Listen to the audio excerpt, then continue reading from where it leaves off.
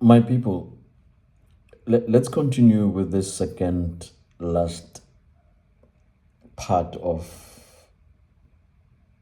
my story as we continue to assess this very important topic of the power of illusion, the entertainment of the captured, and the theft of history in broad daylight.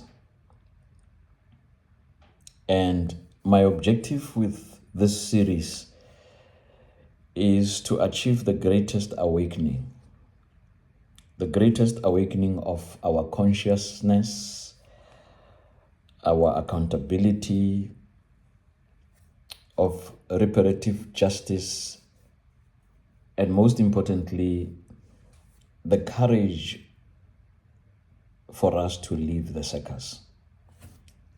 Having said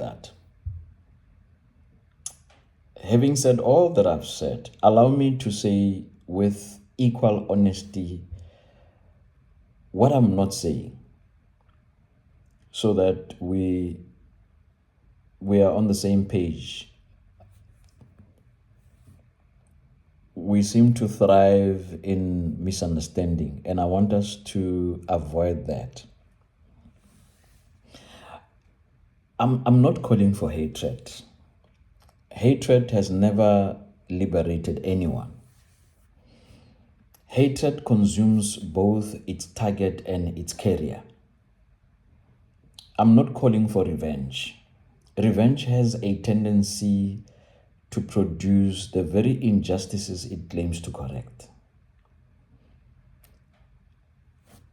I'm not calling for persecution.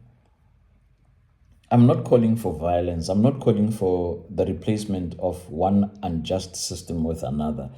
I'm not calling for one race to dominate another. I'm not calling for one nation to humiliate one another. I'm not calling for one people to inherit the pain that was inflicted upon another. That's not what I'm calling for. This is not what this is about. What I'm saying is about. What I'm saying is mostly about consciousness. It is about memory. We must not forget. It is about dignity. We are human. We deserve it. We are born with it. It is about courage. Courage not to fear anything. It is about intellectual independence. It's not about academics.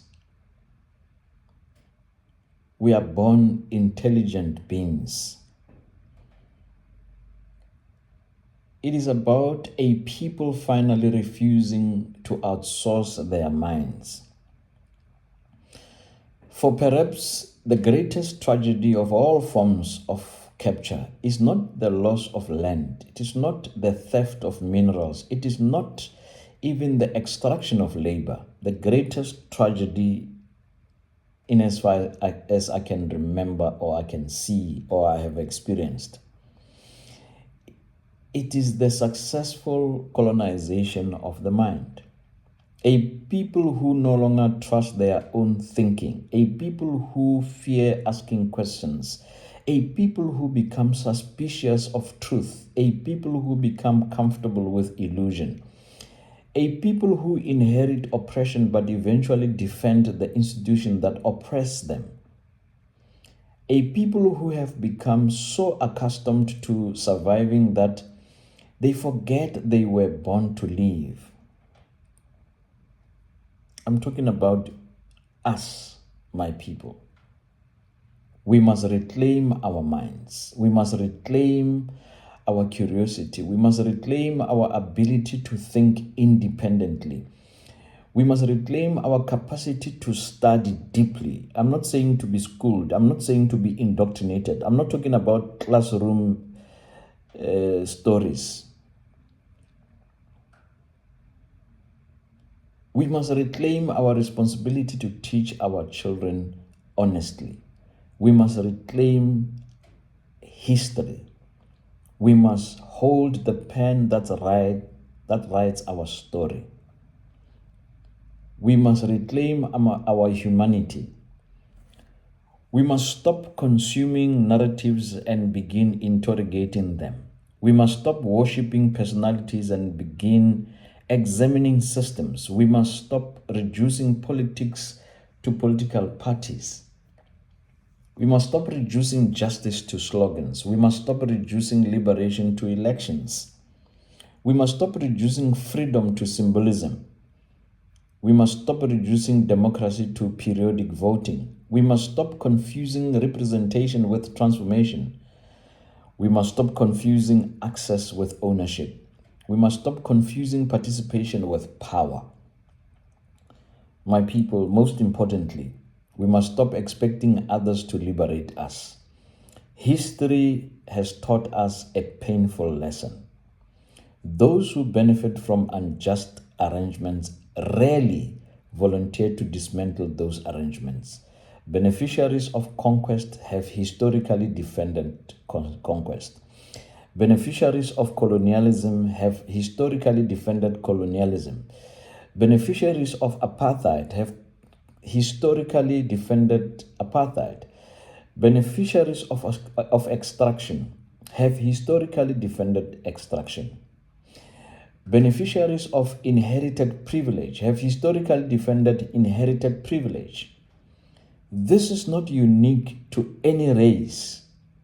It is not unique to any nation. It is not unique to any civilization. It is a recurring characteristic of human society.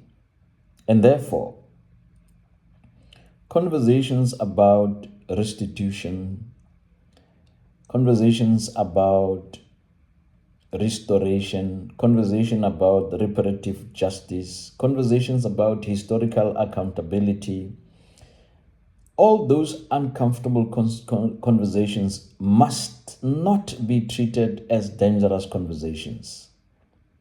They should not be treated as acts of hatred. They should not be treated as attacks. They should not be treated as taboo subjects.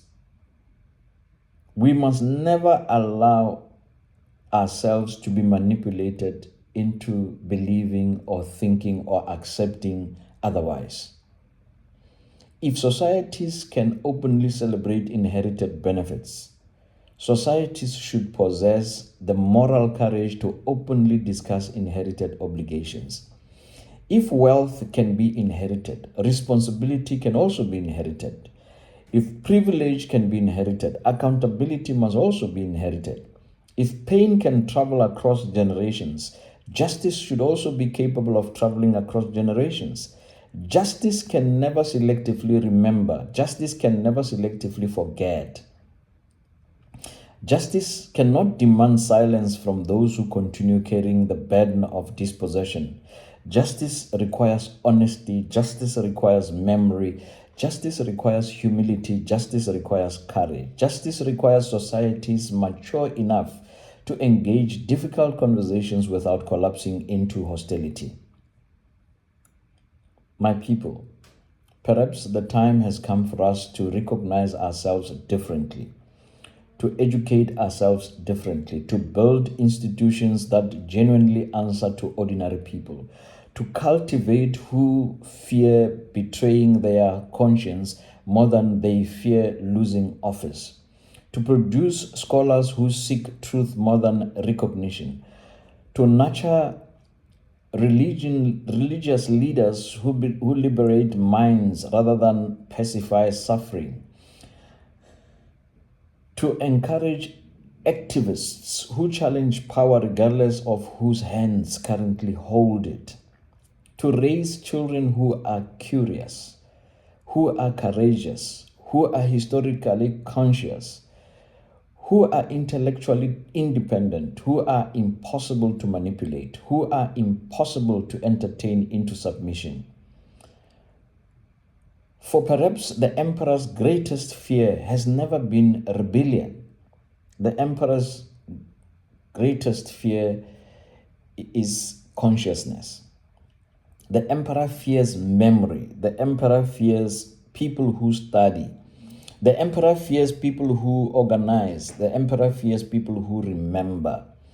The emperor fears people who are capable of distinguishing spectacle from substance.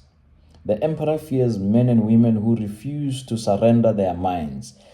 And perhaps that is where genuine liberation begins. Not in palaces, not in parliaments, not in offices, not in conferences, not in carefully choreographed ceremonies, but within the minds of ordinary people, me and you, who finally decide that they would rather understand the world than merely perform within it. We must